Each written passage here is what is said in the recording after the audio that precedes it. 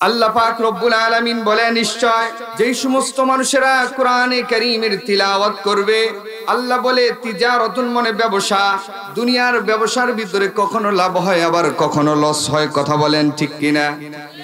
কিন্তু আল্লাহ পাক রব্বুল আলামিন বলে কোরআনে কারীমের তিলাওয়াত এমন একটা ব্যবসা, তিজারাতুন মানে ব্যবসা, লাং তাবুর, যেখানে কোনো লস নাই। লিওয়াফিয়াহুম উজুরহুম ওয়া ইয়াজিদাহুম মিন ফাদলি। আল্লাহ পাক রব্বুল আলামিন বলে বান্দা তেলাওয়াত করার সাথে সাথে পাই পাই করে তার আমলনামার ভিতরে আমি সওয়াব লিখে দিব। ওয়া ইয়াজিদুহুম মিন ফাদলি, আল্লাহ বলে বান্দা যতটুকু প্রাপ্য ছিল তার চাইতে আমি একটু বাড়ায়া দিব।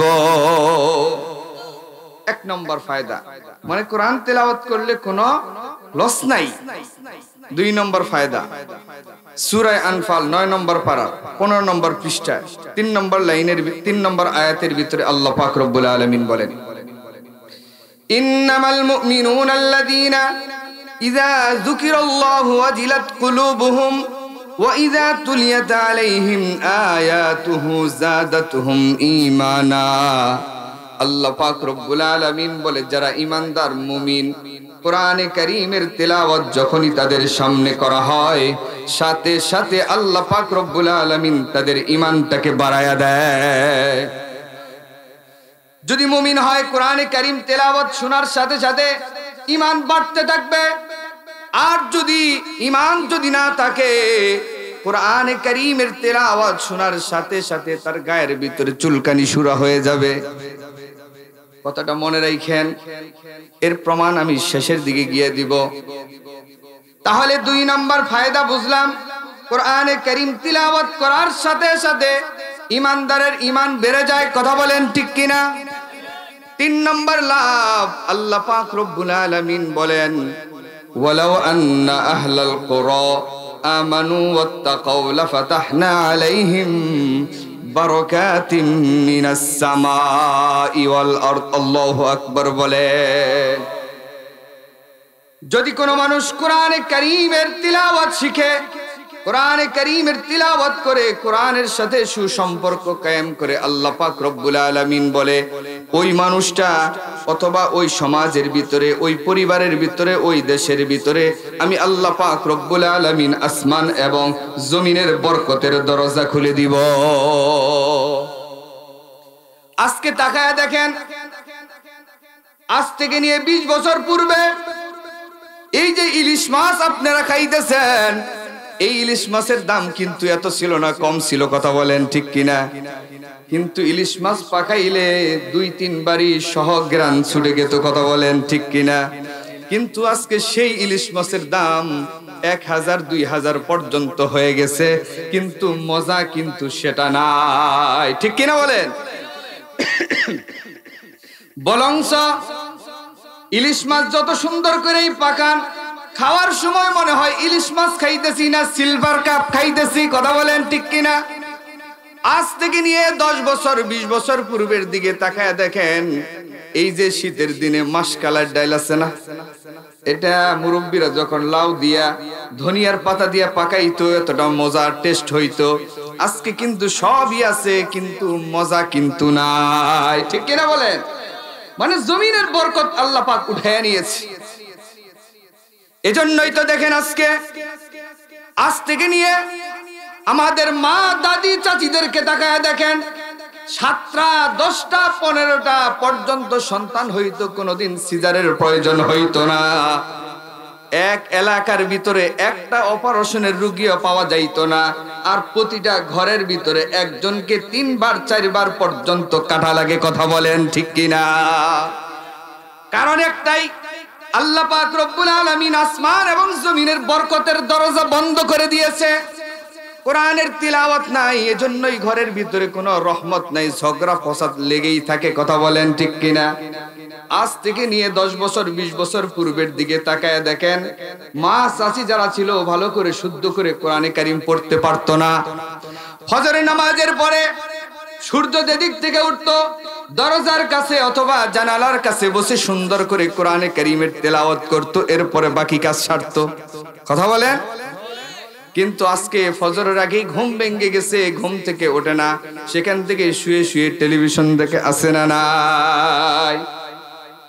মা চাচিরা এমন আল্লাহকে ভয় করত কোরআনে কারীমের তিলাওয়াতের কারণে।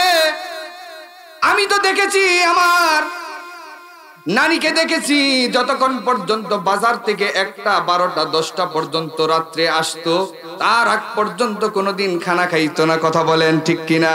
আসতো, সুন্দর করে হুজুর পানি দেওয়ার পরে খাবার রেডি করতো, তিনি খাইতো, খাওয়ার পরে তারা খাইতো। কথা বলেন ঠিক কিনা?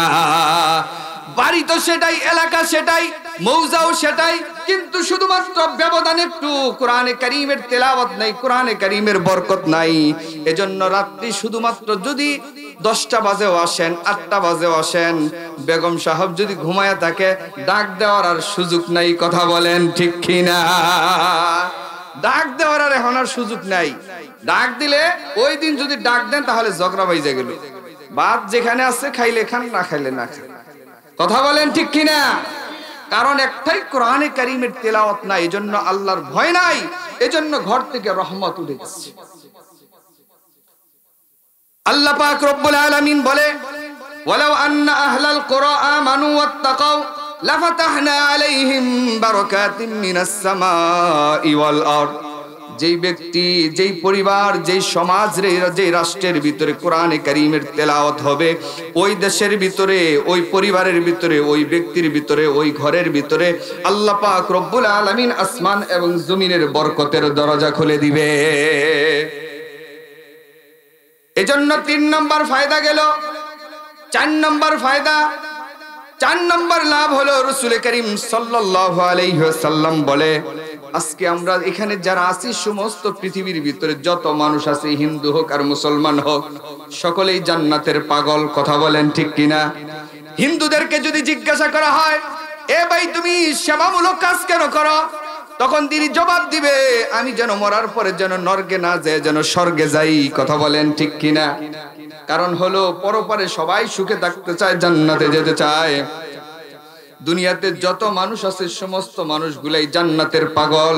কিন্তু রাসূল করিম সাল্লাল্লাহু আলাইহি ওয়াসাল্লাম হাদিসের ভিতরে বলেন, 5 শ্রেণীর মানুষের জন্য জান্নাত সব সময় পাগল। সুবহানাল্লাহ। 1 নাম্বার, রাসূল করিম সাল্লাল্লাহু আলাইহি ওয়াসাল্লাম বলেন, ইন্নাল জান্নাতা তাশতাকু ইলা 5 নাফার তালিল কোরআন। 1 নম্বর হলো, যারা কোরআনে কারীমের তিলাওয়াত করে, তাদের জন্য জান্নাত পাগল। আসে নাকি আমার কাছে, আসলেই আমার সুন্দর ব্যবহার পাবে। 1 নম্বর হলো কোরআনে কারীমের তিলাওয়াত। 2 নম্বর হলো ওয়াহাফিজিল লিসান, জবানের হেফাজত। আজকে সমাজের ভিতরে দেখা যায়, আজকে জবানের হেফাজত নাই। আজকে দেখেন, 1 কাপ চা খাইতেছে, চা খাওয়ার পরে সেখানে গীবত, সমালোচনা আছে না নাই? কিন্তু রাসূল করিম সাল্লাল্লাহু আলাইহি ওয়াসাল্লাম বলেন, আমলিক আলাইকা লিসানা। এ সাহাবায়ে কেরাম, তোমরা যদি নাজাত পাইতে চাও, তাহলে তোমার জবানের উপর তোমার মালিক বনে যাও, যেখানে সেখানে যার ইচ্ছা তার সমালোচনা করিও না। সাহাবায়ে কেরামকে ডাক দিয়ে বলে, ও আমার সাহাবায়ে কেরাম, এ আমার সাহাবায়ে কেরাম, 2টা জিনিসের যদি তোমরা জিম্মাদার হতে পারো, আমি রাসূল গ্যারান্টি দিয়ে বলতেছি, আমি রাসূল তার জান্নাতের জামিন হয়ে যাব। সুবহানাল্লাহ। 1 নাম্বার হলো, মা বাইনা লাহইহি ওয়া মা বাইনা রিজলাইহি আজমান লাহুল জান্নাহ। 1 নাম্বার হলো জিহ্বার, 2 নাম্বার হলো লজ্জাস্থান। এই 2টা জিনিসের যদি তোমরা জামিন হতে পারো, যেখানে সেখানেই যদি ব্যবহার না করো, আমি রাসূল তোমাদের জন্য জামিন হয়ে গেলাম, তোমাকে জান্নাতে পৌঁছায়া দিব। হাফিজিল লিসান, আপনি জবানের হেফাজত কেন করবেন?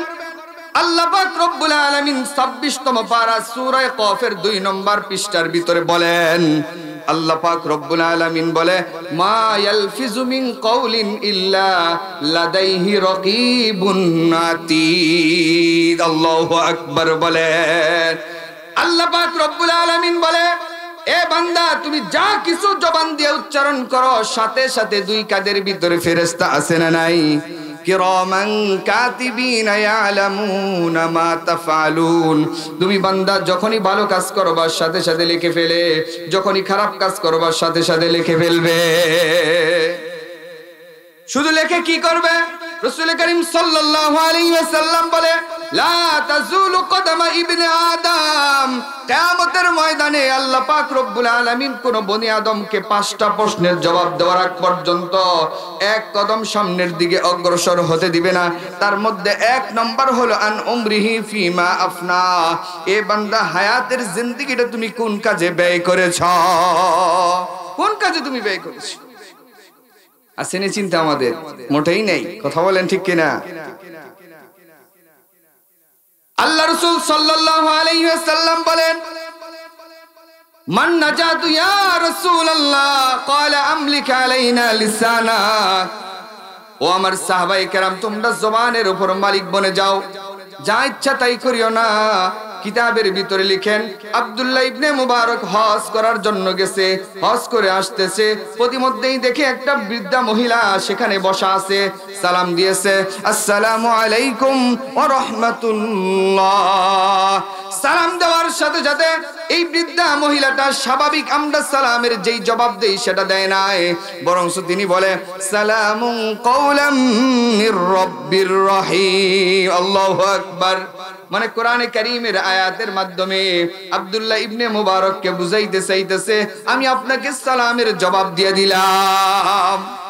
এরপরে আব্দুল্লাহ ইবনে মুবারক তাকে জিজ্ঞাসা করলো, এ বুড়িমা, তুমি এখানে কোথা থেকে আসলা? তখন বৃদ্ধা মহিলাটা স্বাভাবিক কোনো জবাব দেয় না, এমনি কোনো কথা বলে না, কোরআনে কারীমের আয়াতের মাধ্যমে জবাব দিচ্ছে, সুবহানাল্লাযী আসরা বিআবদিহি লাইলাম মিনাল মাসজিদিল হারামি ইলাল মাসজিদিল আকসা। বৃদ্ধা মহিলা বুঝাইতে চাইতেছে, আব্দুল্লাহ ইবনে মুবারক, শোনো, আমার বাড়ি হচ্ছে সুদূর ফিলিস্তিন, আমি সেখান থেকে এখানে আসছি শুধুমাত্র কেবলমাত্র হজ করার জন্য।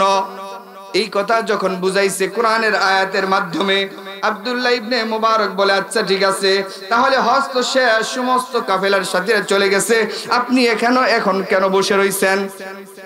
এবার মহিলাটা স্বাভাবিক কোনো জবাব দেয় না, কোরআনে কারীমের আয়াতের মাধ্যমে আরেকটা জবাব দেয়, মাইয়ুদলিলিল্লাহু ফালা হাদিয়া লা। আল্লাহু আকবার। মহিলা বুঝাইতে চাইতেছে, আল্লাহ পাক রব্বুল আলামিন যদি কারো কোনো রাস্তা হারায়া দেয়, ভুলায়া দেয়, তামাম পৃথিবীর মানুষ সঠিক রাস্তা খুঁজে পাবে না। কথা বলেন ঠিক কিনা? মানে বুঝাইতে চাইতেছে, আমি তো আসছিলাম হজ করার জন্য, কিন্তু চলেই তো যাব, কিন্তু আমি বৃদ্ধা হওয়ার কারণে আমি রাস্তা হারায়া ফেলেছি, আমার কাফেলার যতগুলি সাথী ছিল সমস্ত সাথীগুলোকেও আমি হারায়া ফেলে দিয়েছি। এবার আব্দুল্লাহ ইবনে মুবারক জিজ্ঞাসা করে, তাহলে এখানে আসছেন কয়দিন ধরে বইয়া? এই মহিলা আবার এই স্বাভাবিক কোনো জবাব দেয় না, বলে, সালাসালায়ালি সাওয়িয়া। কোরআনে কারীমের আয়াতের মাধ্যমে আবার জবাব দিচ্ছে, অর্থাৎ 3 দিন যাবত এই জায়গার ভিতরে আমি বসে রইছি। আব্দুল্লাহ ইবনে মুবারক অবাক হয়ে গেছে, 3 দিন পর্যন্ত এখানে বসে রইলেন, আপনি খাইলেন কি? এবার আব্দুল্লাহ ইবনে মুবারক বলে, আমার ব্যাগের ভিতরে, ঝুলির ভিতরে কিছু খেজুর আছে, আপনি খেয়ে নেন। কিন্তু এই বৃদ্ধা মহিলা ডাক দিয়ে বলে, সুম্মা আতিম্মুস সিয়ামা ইলাল লাইল। এ আব্দুল্লাহ ইবনে মুবারক, আল্লাহ পাক রব্বুল আলামিন বলেছে, যদি কোনো মানুষ রোজা রাখে সে যেন রাত পর্যন্ত পুরা করে। আব্দুল্লাহ ইবনে মুবারককে বুঝাইতে চাইতেছে, এ আব্দুল্লাহ ইবনে মুবারক, আমি তো এখানে রোজা রেখেছি, সুতরাং আমি এখন খাবো না। আব্দুল্লাহ ইবনে মুবারক এবার ডাক দিয়ে বলে, আচ্ছা, এটা তো নফল রোজা, রমজান মাসের রোজা না, এটা তো ভাঙ্গা যায়, সুতরাং আপনি ভেঙ্গে খেয়ে নেন, কিছু না। এবার বৃদ্ধা মহিলা ডাক দিয়ে বলে, ওয়া আনতাসুমু খায়রুল লাকুম ইন কুনতুম তা'লামুন। এ আব্দুল্লাহ ইবনে মুবারক, যদিও আমি জানি নফল রোজা ভাঙ্গা যায়, কিন্তু আল্লাহ পাক রব্বুল আলামিন বলেছে, যদি তোমরা জানতে রোজা রাখলে কি পরিমাণের সওয়াব, তাহলে কখনোই তোমরা ভাঙতা না, বরঞ্চ তোমরা পুরা করতা। সুতরাং বুঝাইতে চাইতেছে, আমি কিন্তু রোজা ভাঙবো না। সুবহানাল্লাহ বলেন। এরপর আব্দুল্লাহ ইবনে মুবারক বলে, এ মা, আমি যদি আপনাকে গন্তব্য পর্যন্ত পৌঁছায় দেই, আপনি কি আমার সঙ্গে যাবেননি? তখন এই বৃদ্ধা মহিলা ডাক দিয়ে বলে, হ্যাঁ হ্যাঁ অবশ্যই যাব। ভালো কাজ যদি কেউ করে, আল্লাহু ইউহিব্বুল মুহসিনিন, যদি কেউ ভালো কাজ করে আল্লাহ তাকে ভালোবাসেন।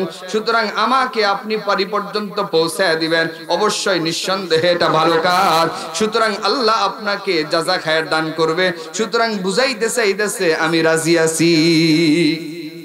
আব্দুল্লাহ ইবনে মুবারক এবার ডাক দিয়ে বলে, এ মা, আমার তো একটা উট আছে, আপনি কি আমার উটের উপর বহন করবেন কিনা, আমার উটের উপর সওয়ার হবেন কিনা?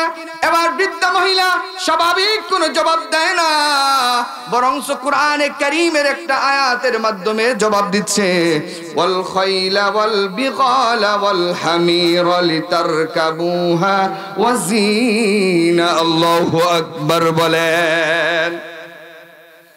প্রিয় ভাই আমার বন্ধুগণ, এই বৃদ্ধা মহিলা বুঝাইতে চাইতেছে এই যে উট আল্লাহ বানাইছে এটার উপর তো বহন করার জন্যই বানাইছে, ঘোড়া বানাইছে এটার উপর সওয়ার হওয়ার জন্যই বানাইছে।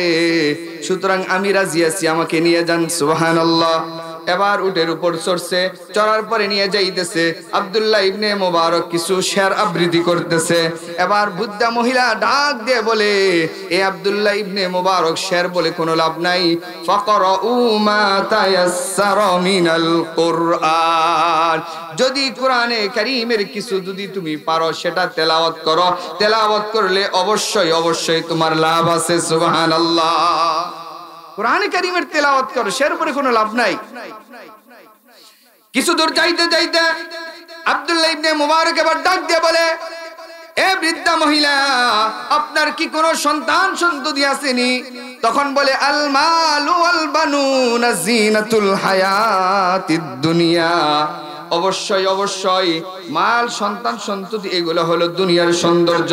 আব্দুল্লাহ ইবনে মুবারককে বুঝাইতে চাইতেছে অবশ্যই আমার সন্তান আছে। সুবহানাল্লাহ। এবার আব্দুল্লাহ ইবনে মুবারক ডাক দিয়ে বলে, আচ্ছা আপনার সন্তানদের নাম কি?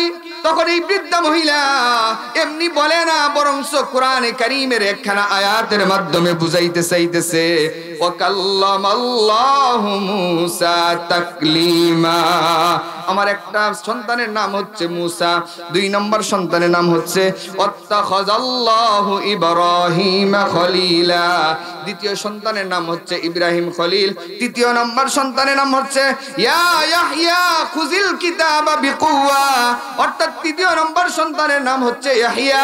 কোরআনে কারীমের আয়াতের মাধ্যমে তিনটা সন্তানের নামের জবাব দিয়ে দিলেন। যাইতে যাইতে যখন শেষ পর্যন্ত বাড়ি পর্যন্ত চলে গেছে, এবার যাওয়ার পরে সন্তানদেরকে ডাক দিয়ে বলে, এ সন্তানেরা শুনো, তোমার মার সাথে দীর্ঘক্ষণ পর্যন্ত কথা হলো, কিন্তু কখনোই স্বাভাবিকভাবে কথা বললো না, কারণটা কি? এই কথা বলার সাথে সাথে বৃদ্ধা মহিলার সন্তানেরা ডাক দিয়ে বলে, হুজুর মনে কিছু নিয়েন না, আপনি হয়তো মনে করতে পারতেছেন আপনার সাথে নতুন সাক্ষাৎ হয়েছে বিদায় আমার মা লৌকিকতা দেখাইতে গিয়া, একটু নিজেকে বড় মনে করতে গিয়া কোরআনের আয়াতের মাধ্যমে জবাব দিচ্ছে। বিষয়টা এমন না, বরঞ্চ আজ থেকে নিয়ে 40 বছর যাবত আমার মা আমাদের সাথেও স্বাভাবিক কোনো কথা বলে না। যখনই কথা বলার প্রয়োজন হয় কোরআনে কারীমের আয়াতের মাধ্যমে কথা বলে। সুবহানাল্লাহ। আব্দুল্লাহ ইবনে মুবারক অবাক হয়ে গেল, কি ব্যাপার, 40টা বছর যাবত কেন কোরআনে কারীমের আয়াতের মাধ্যমে কথা বলে, কারণটা কি? তখন সন্তানেরা ডাক দিয়ে বলে, আমার মা যেদিন সূরা কফের এই আয়াতে কারীমাটা তেলাওয়াত করেছে, মা ইয়ালফিজু মিন কওলিন ইল্লা লাদাইহি রাকিবুন আতীদ, বান্দা তুমি আমি যা কিছু উচ্চারণ করি সাথে সাথে ফেরেশতারা লিখে রাখে। সেই দিন থেকে আমার মা আজ পর্যন্ত স্বাভাবিকভাবে কোনো কথা বলে না, কারণ হলো যেহেতু বান্দা যা কিছু বলে সেটাই যেহেতু লিখে রাখে, আমি কোরআনে কারীমের আয়াতের মাধ্যমে দিয়া যদি আমার জরুরত পূরণ হয় এবং কি প্রতিটা হরফের বিনিময় আমার আমলনামার ভিতরে লেখা হবে, এজন্য 40 বছর যাবত আমার মা স্বাভাবিক কথা বলে না, কোরআনে কারীমের আয়াতের মাধ্যমে কথা বলে। চিল্লায়া বলেন সুবহানাল্লাহ। চিন্তা করে দেখছেন, 40টা বছর যাবত স্বাভাবিক কোনো কথা বলে না, কোরআনে কারীমের আয়াতের মাধ্যমে কথা বলে, কারণ তার চিন্তা আছে, আরে আমি যা কিছু বলতেছি আমার তো পাই পাই করে আল্লাহর কাছে হিসাব দিতে হবে। আজকে আমাদের তো এই চিন্তা নাই।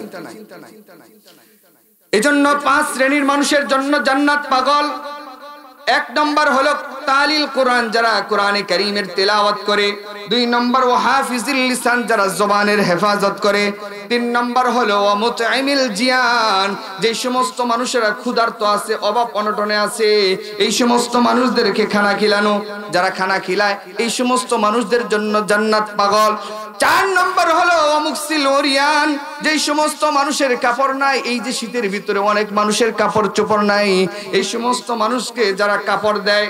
5 নম্বর হলো ওমান সাল্লা আলা হাবিবির রহমান, যে সমস্ত মানুষেরা রাসূলের উপর দরুদ পাঠ করে। সুবহানাল্লাহ বলেন সুবহানাল্লাহ। আজকে তো আমরা দরুদ শরীফ পড়তে চাই না, কথা বলেন ঠিক কিনা? দরুদ শরীফের অনেক ফজিলত আছে। কিতাবের ভিতরে লিখে একজন মানুষ হজ করার জন্য যাইতেছে, কাফেলার সাথে সন্তানকে নিয়ে যাইতেছে। প্রতিমধ্যে যাওয়ার পর অসুস্থ হয়ে গেছে। মুসলমান ভাইরা রে আমার, প্রতিমধ্যেই অসুস্থ হয়ে গেছে। অসুস্থ হওয়ার পরে কাফেলার সাথীরা বলল, ভাই তুমি তো যেতে পারবা না, তোমার জন্য আমরা একাই বসে থাকতে পারবো না, সুতরাং তুমি এখানে থাকো, সুস্থ হওয়ার পরে যদি সম্ভব হয় যাবা, না হলে বাড়ি ফিরে যাবা। কাফেলার সমস্ত সাথীরা চলে গেল। লোকটা সেখানে বসে রইল, তার সন্তানও রইল। বিকেল ঘনাইতে না ঘনাইতেই লোকটা মারা গেল। মারা যাওয়াই ক্ষান্ত হলো না, বরঞ্চ তার চেহারাটা শুকুরের চেহারায় পরিণত হয়ে গেল। নাউজুবিল্লাহ। এই অবস্থা দেখার পরে সন্তান কিংকর্তব্য বিমূঢ় হইয়া মুখটা ঢেকে রেখে বসে রইছে। হায় রে, কি করলাম? বাবাকে নিয়ে হজের জন্য যাইতেছিলাম, যাইতেও পারলাম না। বাবাটা মারা গেল, কিন্তু তাও তো মারা যায় স্বাভাবিক নাই, শুকুরের চেহারা হয়ে গেল। মানুষের কাছে আমি বা কি বলবো? কথা বলেন ঠিক কিনা?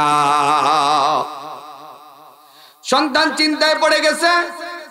অনেকক্ষণ পরে সাদা দবদবে পোশাক পরিহিত একজন লোক আসছে। আসার পরে ডাক দিয়ে বলে, যুবক তুমি এত চিন্তা করতেছো, কারণটা কি? তখন যুবকটাই ডাক দিয়ে বলে, ছেলেটাই ডাক দিয়ে বলে, হুজুর আমার বাবা হজের জন্য আসছিল, কিন্তু মারা গেছে, কিন্তু মারা যায় ক্ষান্ত হয় নাই।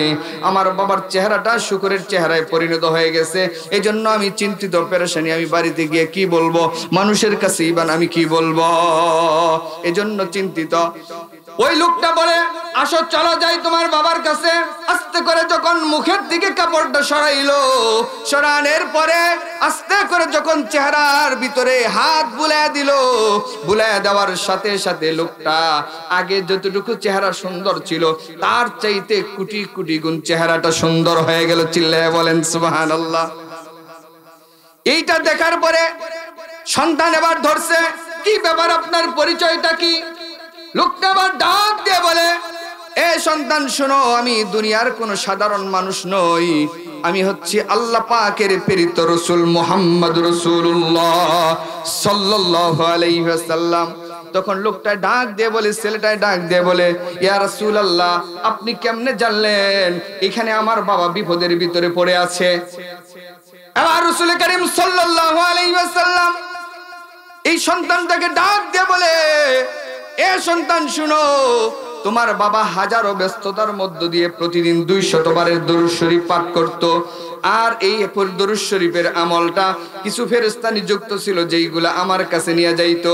আজকে সকাল থেকে নিয়ে সন্ধ্যা হয়ে গেছে, এখনো পর্যন্ত তোমার আব্বার দরুদের হাদিয়া আমার কাছে নিয়ে যায় না। বিকেল হওয়ার পরে আমি ফেরেশতাকে জিজ্ঞাসা করলাম, এ ফেরেশতা কি ব্যাপার, ওই বান্দার দরুদের হাদিয়া এখনো পর্যন্ত আমার কাছে কেন আসলো না? এই কথা বলার সাথে সাথে ফেরেশতা ডাক দিয়ে বলে, ইয়া রাসূলুল্লাহ আপনার ওই আশিকের রাসূল, আপনার ওই উম্মত দুনিয়াতে জীবিত নাই, মারা গেছে, কিন্তু মারা যায় ক্ষান্ত হয় নাই, চেহারাটা শুকুরের আকৃতি হয়ে গেছে। ইয়া রাসূলুল্লাহ অমুক জায়গার ভিতরে আছে। এই কথা শোনার সাথে সাথে আল্লাহ পাক রব্বুল আলামিনের হুকুমে আমি এখান পর্যন্ত আসলাম। কারণ হলো যে তোমার বাবা এত হাজারো ব্যস্ততার মধ্যে আমি রাসূলকে ভুলে নাই, আজকে তোমার বাবা ভুলে বসে রইছে, বিপদে পড়ছে, আমি রাসূল কেমনে তাকে ভুলে যায়? সুবহানাল্লাহ বলে। এজন্য বেশি বেশি দরুদ শরীফ পাঠ করা। দরুদ শরীফ পাঠ করলে কবরের ভিতরে 3 প্রশ্নের এক প্রশ্ন হলো মান হাজার রাজুল, রাসূলকে দেখায় দিয়ে বলবো ইনি কে? কথা বলেন ঠিক কিনা? যদি আমি আপনি বেশি বেশি দরুদ শরীফ পড়ি, রাসূলের সাথে মহব্বত হয়ে যাবে, দেখার সাথে গেছে। কথা বলেন ঠিক কিনা? বরঞ্চ বাস্তব ঘটনা। আমাদের টাঙ্গাইলে এক টিনের ফ্যাক্টরির মালিক মারা গেছে, 4 তলা বাড়ি, শহরের ভিতরে বাসা। আসরের আগে লাশটা নিয়ে আসছে হসপিটাল থেকে, গোসল টোসল করাইছে, আগামীকাল 10টায় তার জানাজা। কিন্তু লোকেরা বিকেল বেলা সন্ধ্যার সময় বলতেছে তাহলে রাত্রি কে পাহারা দিবে, আপাতত লাশটা ঘরের ভিতরে উঠে রাখা হোক। কিন্তু বিবি সাথে সাথে বলল যে এই লাশটা যদি ঘরের ভিতরে রাখা হয়, পরবর্তীতে আমি এই ঘরের ভিতরে একাই থাকতে পারবো না। চিল্লায়ে বলেন নাউজুবিল্লাহ। চিন্তা করে দেখছেন? আরে যতই আপন মনে করেন আপনি বিবিকে, কিন্তু আপনার সাথে কবরে কিন্তু যাবে না। যাবে? রাসূল কি বলে? ইজা উজিয়াল মাইয়িতু ফি কবরিহি জাআল কুরআনু ইনদা রাসিহি। আমাকে আপনাকে যখন কবরের ভিতরে রাখা হবে, রাখার সাথে সাথে কোরআন আস্তে করে রাসুন মনে মাথার কাছে আইসা হাজির হয়ে যাবে। মুনকার নাকির 2 জন ফেরেশতা আসবে, আসার পরে এদের চেহারা বিকট হবে, কালো কুচকুচে হবে। ফায়ুজলিসানিহি, তাকে বসাইতে যাবে 3টা প্রশ্ন করার জন্য। কিন্তু সাথে সাথে এই কোরআন পাখি রূপ ধারণ করে ডাক দিয়ে বলবে, এ ফেরেশতা খবরদার, না না না, ডাক দেওয়া যাবে না। আমার বন্ধু আরামের ঘুম ঘুমাইছে, দুনিয়াতে আমাকে রাতের বেলায় তেলাওয়াত করেছে, সকালেও তেলাওয়াত করেছে, আজকে আমার বন্ধু আরামের ঘুম ঘুমাইছে, খবরদার ডাক দেওয়া যাবে না। যত প্রশ্ন আছে আমি কোরআনকে করো, আমি কোরআন যতক্ষণ পর্যন্ত তাকে জান্নাতে পৌঁছায় না দিব, ততক্ষণ পর্যন্ত আমি এখান থেকে সরব না। সুবহানাল্লাহ।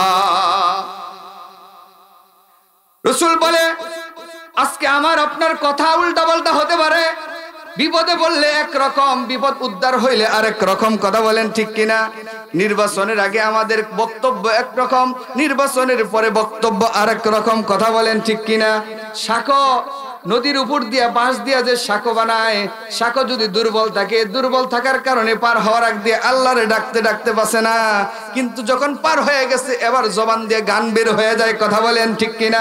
কিন্তু রাসূল যা বলেছে বাস্তবেই সত্য। কথা বলেন ঠিক কিনা? একটু কিঞ্চিত পরিমাণ এদিক সেদিক হবে না। রাসূল কি বলে? যখন আমাকে আপনাকে কবরের ভিতরে রাখা হবে, সাথে সাথে কোরআনটা আমার মাথার কাছে এসে যাবে, আইসা সুপারিশ কইরা জান্নাতে মুনকার নাকিরের প্রশ্নের জবাব দিয়ে জান্নাতে আমাকে আপনাকে পৌঁছায় দিবে। সুবহানাল্লাহি ওয়া বিহামদিহি। 5 নম্বর ফজিলত গেল।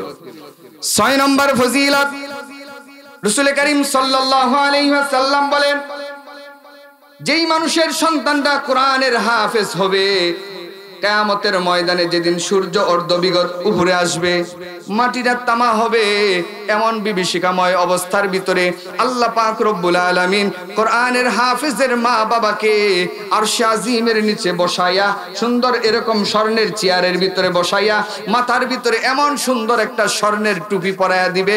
রাসূল বলে যে আজকে সূর্যটা কত দূরে, এই সূর্যটা যদি ছোট্ট একটা ঘরের ভিতরে আনা হয়, যেই পরিমাণের আলো হবে তার চাইতে কোটি কোটি গুণ বেশি আলো হবে কোরআনে কারীমের হাফেজের মা বাবার মাথার ভিতরে যেই টুপিটা দেওয়া হবে। সুবহানাল্লাহ।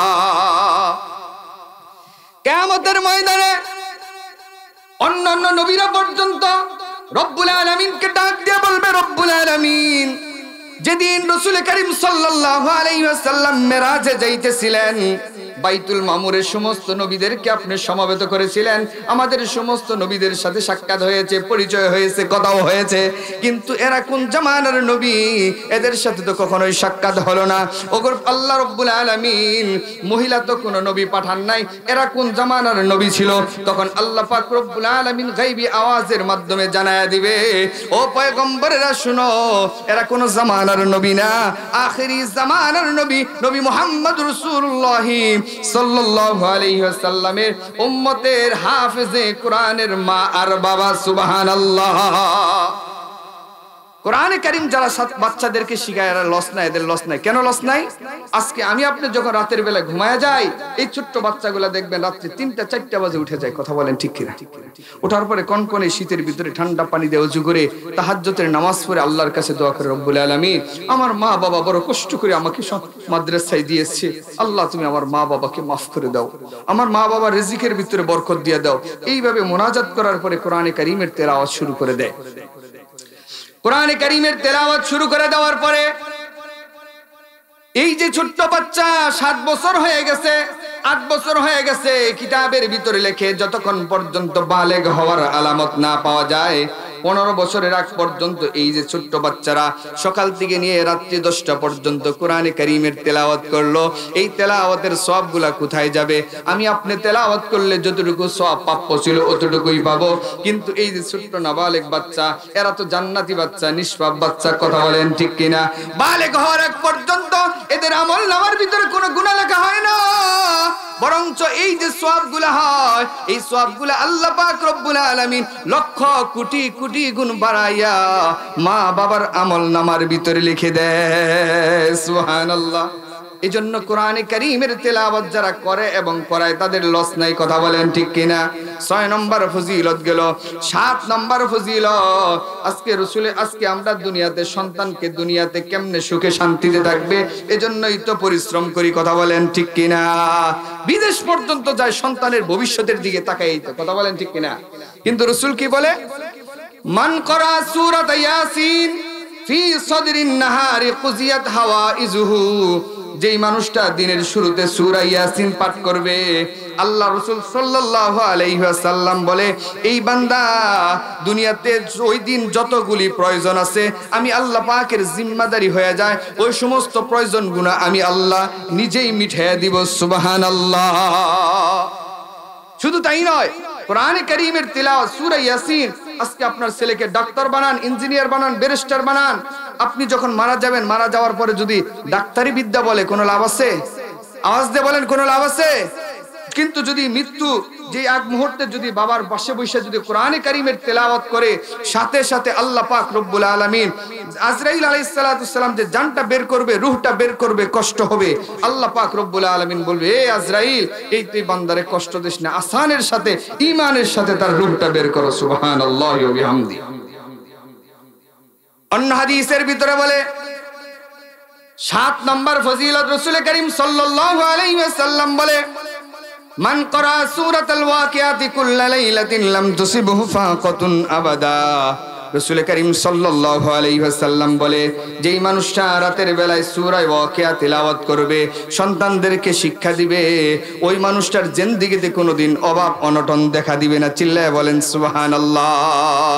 আব্দুল্লাহ ইবনে মাসউদ জলিল কদর একজন সাহাবী, মুমূর্ষু অবস্থার ভিতরে হযরতে উসমান রাদিয়াল্লাহু তাআলা আনহু তার কাছে আসছে, আসার পরে ডাক দিয়ে বলে ইয়া আব্দুল্লাহ মা তাশতাকি, তোমার সমস্যাটা কি, তোমার শিকায়াতটা কি, তোমার অসুস্থতাটা কি? আমরা যেমন বৃদ্ধ মানুষের কাছে, মুমূর্ষু মানুষের কাছে গিয়ে বলি ভাই রে তোমার কি সমস্যা, কোন কারণে? কেউ বলে আমার মাজার ব্যথা, কেউ বলে আমার চোখের ব্যথা, কথা বলেন ঠিক কিনা? আব্দুল্লাহ ইবনে মুবারক বলে না না না, আমার একটাই মাত্র সমস্যা, সেটা হলো যুনুবি, আমার একটাই সমস্যা, সেটা হলো আমার গুনাহ, আমার গুনাহ, আমার গুনাহ। যেই পরিমাণের গুনাহ করেছি আল্লাহ যদি আমারে ক্ষমা না করে তাহলে তো আমার কোনো রক্ষা নাই।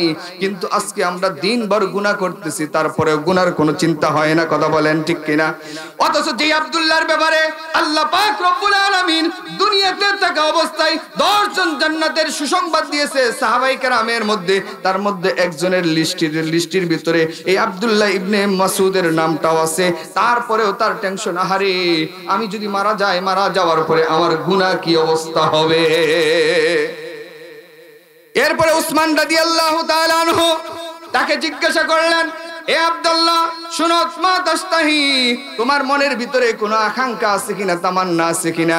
আমরা যেমন মৃত্যু ব্যক্তির কাছে গিয়ে বলি আব্বা তুমি কি কোনো কিছু খাইতে মন চাই কিনা তোমার? তখন বলে হ্যাঁ আমার এটা খেতে চাই, আপেল খেতে চাই বা বেদানা খেতে চাই, কথা বলেন ঠিক কিনা? আব্দুল্লাহ ইবনে মাসউদ ডাক দিয়ে বলে উসমান রাদিয়াল্লাহু তাআলা আনহু, আমার এরকম কোনো আশা নাই, একটাই আশা, সেটা হলো আল্লাহ পাকের রহমতের দিকে তাকায়া রইছি। আমি যেই পরিমাণের ইবাদত করেছি এটা দিয়ে জান্নাতে যাওয়া সম্ভব না, আল্লাহ যদি দয়া করে মায়া করে আমারে জান্নাত দেয়, এজন্য সেই রহমতের দিকে তাকায়া রইছি। চিল্লায়ে বলেন সুবহানাল্লাহ। এরপরে ডাক দিয়ে বলে হে আব্দুল্লাহ ইবনে মাসউদ, তাহলে তোমার জন্য একটা ডাক্তারের ব্যবস্থা করি। বলে আব্দুল্লাহ ইবনে মাসউদ এবার ডাক দিয়ে বলে আমরাজানি রব্বি, এ ওসমান তুমি কার জন্য ডাক্তার আনবা? কোন ডাক্তার আনবা? যেই ডাক্তার সমস্ত ডাক্তারের ডাক্তার যিনি, সেই তো আমারে অসুস্থ করেছে। কথা বলেন ঠিক কিনা? আমার ডাক্তারের প্রয়োজন নাই। এরপরে আবার আসমান রাদিয়াল্লাহু তাআলা আনহুটাকে ডাক দিয়ে বলে, এ আব্দুল্লাহ ইবনে মাসউদ, তাহলে তোমার জন্য বাইতুল মাল থেকে কিছু মালের ব্যবস্থা করে দেই, বাইতুল মাল থেকে কিছু মালের ব্যবস্থা করি। তখন আব্দুল্লাহ ইবনে মাসউদ ডাক দিয়ে বলে, লা হাজাত লি, আমার কোনো প্রয়োজন নাই। কিসের জন্য মাল আনবেন?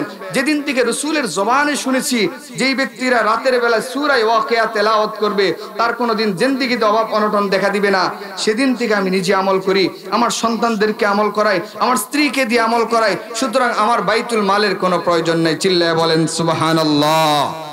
এই আব্দুল্লাহ ইবনে মাসউদ কোন মাসউদ? রাসূল কারীম এরকম সাহাবায়ে কেরামের মজমার ভিতরে বলে, কে আসো কাবার চত্বরে গিয়ে সূরা রহমান শুরু থেকে নিয়ে শেষ পর্যন্ত তেলাওয়াত করবা? কোন সাহাবায়ে কেরাম রাজি হয় না। শেষ পর্যন্ত আব্দুল্লাহ ইবনে মাসউদ হাত তুলছে, তিনবার হাত তোলার পরে এবার ডাক দিয়ে বলে, আব্দুল্লাহ তুমি কি পারবা? বলে, হ্যাঁ অবশ্যই পারবো ইয়া রাসূলুল্লাহ। কেন পারবো না? কোরআন কি সত্য না? আপনি কি সত্য না? বলে, হ্যাঁ অবশ্যই, কিন্তু আবু জেহেল তো লোক ভালো না। এই কথা বলার পরে আব্দুল্লাহ ইবনে মাসউদ হাতিমে কাবার পাশে গিয়া সূরা রহমানের তেলাওয়াত শুরু করে দিয়েছে। তেলাওয়াত করার সাথে সাথে আমি বলেছিলাম প্রথমেই যদি ঈমানদার হয় ঈমান বেড়ে যাবে, আর যদি বেঈমান হয় তার শরীরের ভিতরে চুলকানি ধরবে। কথা বলেন ঠিক কিনা? আব্দুল্লাহ ইবনে মাসউদ যখন তেলাওয়াত শুরু করে দিয়েছে, সাথে সাথে আবু জেহেলের চুলকানি শুরু হয়ে গেছে। দৌড়ে আসছে, আসার পরে ডাক দিয়ে বলে, কে রে তুমি এখানে বসে বসে কোরআনে কারীমের তেলাওয়াত করো আমার সামনে, আমার মাথার সামনে দাঁড়ায় দাঁড়ায় এইভাবে তেলাওয়াত করতেছ? অনেকক্ষণ কথা বলার পরে তার দিকে তাকায় নাই। আব্দুল্লাহ ইবনে মাসউদের কানের ভিতরে, ডান কানের ভিতরে আবু জেহেল এমন জোরে একটা থাপ্পড় মারছে যার কারণে কানের পর্দা ফেটে রক্ত বের হইতে শুরু করেছে। তবুও তেলাওয়াত বন্ধ করে নাই, তেলাওয়াত চালাই দিয়েছে। আর কিছুক্ষণ পরে আবু জেহেল এবার বাম হাত দিয়ে আবার বাম কানের দিকে এমন একটা জোরে থাপ্পড় মারছে যার কারণে বাম কানের পর্দাটা ছিঁড়ে গেছে, রক্ত বেয়ে বেয়ে পড়তেছে। তবুও তেলাওয়াত বন্ধ করে নাই। এরপরে তেলাওয়াত শেষ করে একটা দৌড় দিয়ে গিয়ে যখন রাসূলের দরবারে হাজির হয়ে গেছে, হাজির হওয়ার সাথে সাথে রাসূল দেখে বলে, এ আব্দুল্লাহ ইবনে মাসউদ তোমার এই অবস্থা কেন? অনেক কথা বলেছে, বলার পরে এবার আব্দুল্লাহ ইবনে মাসউদ কোনো কথা বলে না। বলার পরে এবার ডাক দিয়ে বলি, ইয়া রাসূলুল্লাহ, মনে হয় আপনি আমাকে কোনো কথা বলতেছেন, আপনার জবানের ভঙ্গিমায় আমি বুঝতে পারতেছি হয়তোবা আপনি আমাকে কোনো কথা বলতেছেন। ইয়া রাসূলুল্লাহ, আমার কান দিয়ে বেয়ে বেয়ে রক্ত বের হচ্ছে, আমার কানের পর্দা ফেটে গেছে, আমি কোনো কিছুই শুনতে পাই না, কিন্তু আপনার মুখের ভঙ্গিমায় বুঝতে পারতেছি না জানি আপনি হয়তোবা আমাকে কিছু বলতেছেন। এই কথা বলার সাথে সাথে রাসূল করিম সাল্লাল্লাহু আলাইহি ওয়াসাল্লামের চোখ দিয়ে ঝরঝর করে পানি ছেড়ে দিলেন, কাঁদা শুরু করে দিলেন। কাঁদতে কাঁদতে একটা পর্যায়ে গিয়ে হঠাৎ করে রাসূল করিম সাল্লাল্লাহু আলাইহি ওয়াসাল্লাম মুস্কি মুস্কি হাসতে শুরু করলেন। সুবহানাল্লাহ। সাহাবায়ে কেরাম জিজ্ঞাসা করলেন, ইয়া রাসূলুল্লাহ, কিছুক্ষণ পূর্বে আপনি কাঁদলেন, এখন কেন আপনি হাসতেছেন? রাসূল কোনো কথা বলেন না। কিছুদিন পরেই বদরের যুদ্ধ শুরু হয়ে গেল। বদরের যুদ্ধের সময় দুইজন ছোট্ট ছোট্ট ছেলে ছিল, একজনের নাম হলো মুআওয়াজ, আরেকজনের নাম হলো মুআউবিস।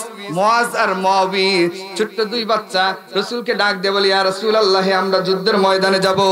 রাসূল বলে, না না, এটা ছোট বাচ্চা, যুদ্ধের ময়দানে যাওয়া যাবে না।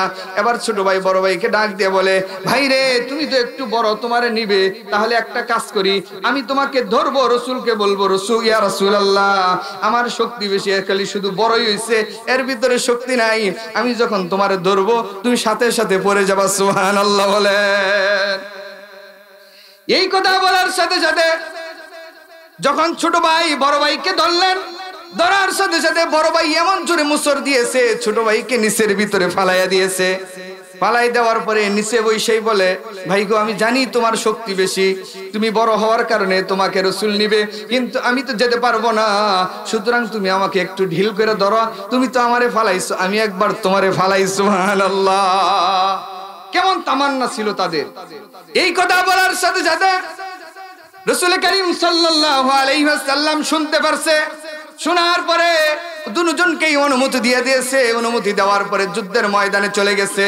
আব্দুর রহমান ইবনে আউফ ডাক দিয়ে বলে, এ আমাকে আইসা বড় ভাই এইভাবে গম্মা জানি মনে একটু খোসা দিছে।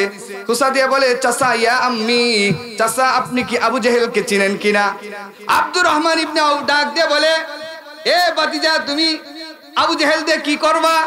বলে, উখবির তো আমার কাছে খবর পৌঁছেছে এই আবু জেহেল মক্কায় থাকা অবস্থায় আমার রাসূলকে বড় কষ্ট দিয়েছে, সুতরাং আজকে নিয়ত করে আসছি, হয়তো তাকে মারবো নয়তো আমি মরবো। সুবহানাল্লাহ।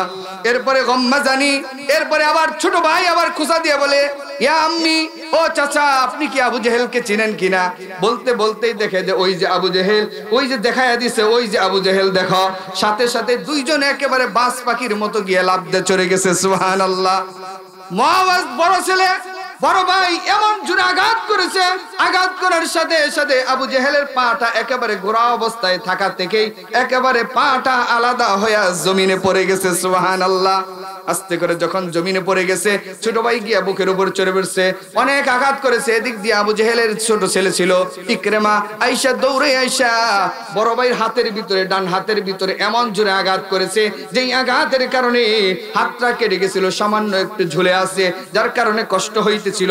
পায়ের ভিতরে এইভাবে রেখে এমন জোরে টান দিয়েছে, টান দেওয়ার কারণে হাতটা ছেড়ে দিয়ে, তাও তরবারি ছেড়ে নাই, বাম হাত দিয়ে আবু জেহেলকে আঘাত করতে শুরু করে দিয়েছে। সুবহানাল্লাহ। একটা পর্যায়ে গিয়া দুই ভাই এমন জোরে আঘাত করেছে, মনে হলো আবু জেহেল দুনিয়ার থেকে বিদায় নিয়ে গেছে। দুই ভাই এত জোরে দৌড় দিয়ে রাসূলের কাছে হাজির হয়ে বলে, ইয়া রাসূলুল্লাহ, আপনার মনের আশা পূরণ করেছি, আমাদেরও মনের আশা পূরণ হয়ে গেছে, আপনার শত্রুকে চিরতরে বিদায় করে দিয়ে আসছি। এইভাবে যখন রাসূল তাদেরকে সান্ত্বনা দিতেছিলেন, প্রতিমধ্যে আব্দুল্লাহ ইবনে মাসউদ যাইতেছিলেন, হঠাৎ করে দেখে এই শয়তান আবু জেহেল এখনো পর্যন্ত মরে নাই, এখনো পর্যন্ত লড়াচড়া করে। সাথে সাথে গিয়ে তার বুকের উপর বইসা দাড়ির ভিতরে ধরে পাটা বুকের উপর রাইখা বলে, এ আবু জেহেল এখন তোর কি অবস্থা হবে? এই কথা বলার পরে আবু জেহেল এখনো পর্যন্ত দাম্ভিকতা অহংকার কমে নাই। বলে, লাউ গায়রা আকিনিন, আরে কতালানি, যদি আমাকে আজকে এই চাষি ব্যতীত অন্য কেউ কতল করত তাহলে ভালো হইতো। এই আব্দুল্লাহ ইবনে মাসউদকে ক্রিটিসাইজ করতেছে, এই গরিবের ছেলে, এই চাষির ছেলে, তুই আমারে কেন মারবি? এখনো পর্যন্ত অহংকার কমে নাই। মানে আব্দুল্লাহ ইবনে মাসউদ ছিল এক ইহুদির গোলাম। একদিন মাঠের ভিতরে বকরি চড়াইতেছিলেন, হঠাৎ করে রাসূলের সাথে সাক্ষাৎ হয়ে গেছে। রাসূল ডাক দিয়ে বলে, এ আব্দুল্লাহ, আমার একটু দুধ দিবানি? বলে, আমি তো হলাম গোলাম, আমি তো হইলাম চাকর, আমাকে দুধ দেওয়ার অনুমতি দেয় নাই, সুতরাং আমি দুধ দিতে পারবো না। তখন রাসূল বলল, এমন একটা বকরি নিয়ে আসো, এমন একটা ছাগল নিয়ে আসো যেই বকরির, যেই ছাগলের দুধ নাই, এমন একটা ছাগল নিয়ে আসছে। আসার সাথে রাসূল যখন বুদ্ধাঙ্গুলি, শাহাদাত আঙ্গুলিটা যখন উলানের সাথে, স্তনের সাথে লাগাইয়া দিয়েছে, সাথে সাথে স্তনটা দুধে ভরপুর হয়ে গেছে। সুবহানাল্লাহ। রাসূল সেখান থেকে দুধ পান করলেন, আব্দুল্লাহ ইবনে মাসউদ পান করলেন। করার পরে আব্দুল্লাহ ইবনে মাসউদের কৌতূহল জাগলো, এটা তো সাধারণ কোনো মানুষ হতে পারে না, যেই ছাগলের স্তনের ভিতরে দুধ ছিল না, শাহাদাত আঙ্গুলি লাগায় দেওয়ার সাথে সাথে স্তনের দুধে ভরপুর হয়ে গেছে। ডাক দিয়ে বলে, কে আপনি, আপনার পরিচয়টা কি? তখন বলে, আমার পরিচয় হচ্ছে মুহাম্মদ বিন আব্দুল্লাহ, আল্লাহ আমাকে রাসূল হিসেবে পাঠাইছে।